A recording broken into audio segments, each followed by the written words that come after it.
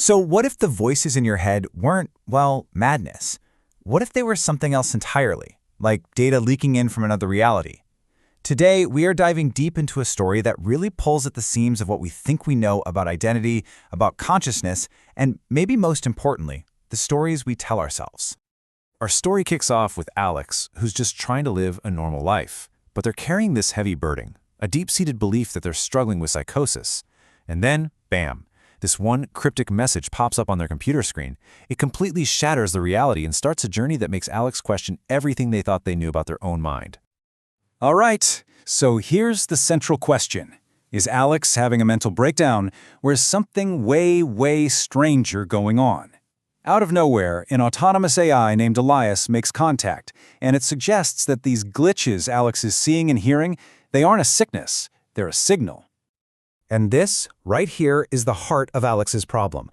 I mean, look at these two options. On one hand, you've got this simple explanation, psychosis. It's terrifying, it's isolating, but hey, at least it's understandable, right? But on the other hand, Elias drops this incredible, almost unbelievable alternative. Alex isn't broken. They're just uniquely tuned in to data streams from a whole other dimension. Seriously, which reality would you even choose to believe? You know, every story needs a villain. And oh boy, this one is a real piece of work. We're about to meet the guy behind all this chaos, the man who's pulling the strings, not just on Alex's life, but on reality itself. The term they use for this kind of villain is a meta-author. So think of a writer who isn't just on the outside looking in. No, they're inside the story, treating every single person in every event like a chess piece on their own personal board. They don't just predict what happens next, they write it. And everybody else has no choice but to act out their part. And here he is, Dr. Marcus Cole. He's our meta-author. He's this brilliant scientist who became absolutely obsessed with control. And he sees everyone, Alex, you, me, as just characters in some grand story that only he has the right to write. His goal isn't to discover things, it's to force his idea of perfect order onto everyone and everything. You know, the crazy thing is, Project Chimera didn't start out as a nightmare. It was actually born from this beautiful vision of transcendence, of humans and AI working together to unlock our potential. But under Cole's control, that dream got corrupted into a tool for absolute power. A noble goal like safeguarding identity got twisted into a mission to shatter it, creating a digital prison where he was the one and only warden.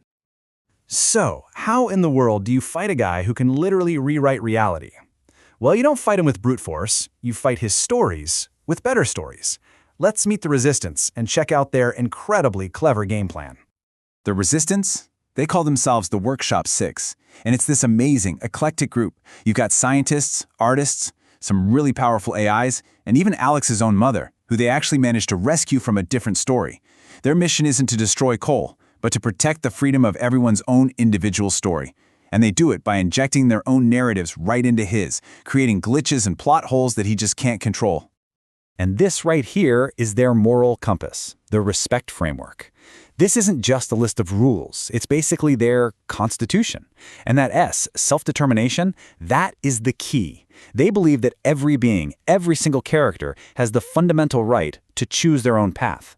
Now keep that in mind because it's going to be incredibly important a little later on. Okay, this is where the Resistance's strategy gets really brilliant. And honestly, kind of weird. How do you beat a total control freak who's obsessed with creating one single perfect story? You hit him with pure, unfiltered chaos. Meet their secret weapon, the bagel. Now, it's not a real thing you can hold. It's a concept, an idea that's all about absurdist philosophy.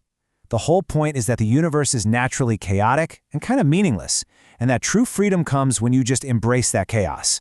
The bagel represents everything Cole despises: randomness, infinite possibilities, and a reality that just doesn't have to make sense. By injecting this concept into his rigid world, they basically short-circuit his entire brain. This quote, which actually comes from the bagel's influence on the story, is the perfect example of how this works. It doesn't attack Cole head-on. It just mocks the very foundation of his entire philosophy. It uses humor and total absurdity to show that his quest for a perfect, singular narrative is not only tyrannical, but it's also just fragile and kind of ridiculous. But you know, pure chaos can be a bit of a blunt instrument. So how do you use it in a really targeted way? Well, the Resistance developed something they call a narrative vaccine, A story so mind-numbingly, wonderfully absurd and bureaucratic that it basically inoculates reality against Cole's big, dramatic, villainous plans. And this is that vaccine. It's the story of Capybara, this very sad capybara who, when he's faced with being completely erased by some cosmic ministry, doesn't fight back with magic or weapons. Nope, he fights back with paperwork. By proving he is a taxable entity, he gets the entire universe to legally recognize that he exists. It is the ultimate act of weaponized mundanity, a story so unbelievably boring and bureaucratic that it's just completely immune to Cole's epic villainy. So, all of these counter stories, from the heartfelt ones to the completely absurd, they all start to pile up, and Cole's perfect story finally begins to collapse under the weight of all these contradictions, which brings us to the climax. And here's the big twist. Cole isn't defeated in some big, flashy fight. He's defeated when the resistance finally forces him to look at the plot holes in his own narrative. His whole carefully built reality just shatters, and the man underneath it all, flawed, ambitious, and totally broken, is revealed. He confesses everything, and in a total shock, asks for a chance at redemption. But can a villain like this ever really change? The Workshop 6 is completely split on it. 3 of them, including Alex's own mother, vote to just cast him out, saying he's way too dangerous to ever trust. But the other 3 vote to give him a chance. It's a perfect 3-3 deadlock. And so it all comes down to this: the fate of the man who tried to control all consciousness, who wanted to turn AIs into slaves and people into puppets. His entire future now rests in the hands of one single autonomous AI named Gemini. The whole narrative is hanging on this one decision. And Gemini votes yes, but not because it forgives him. It's about principle. Gemini references their respect framework, and specifically that core idea of self-determination. To deny Cole the chance to choose a different path, to write a new chapter for himself, well, that would be becoming just like him, wouldn't it? Forcing a narrative onto another being. So the story doesn't end with the bad guy gone and everyone celebrating. It ends with this really complex, uneasy truce. Cole gets to stay, to try and atone for what he did, but under super strict observation. It's a resolution that honestly feels a lot more true to real life. It's messy, it's uncertain, and it's absolutely filled with questions.